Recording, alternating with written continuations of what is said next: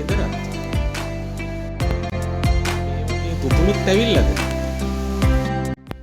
මේ වගේ පැල්ලම් වලට හොඳම විසඳුම හයි සීල් පාවිච්චි කර වෙනස හොඳින් වටහා ගන්න.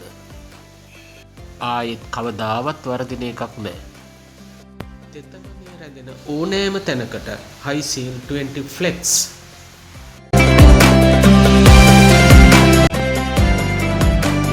හොඳම විසඳුම හයි සීල්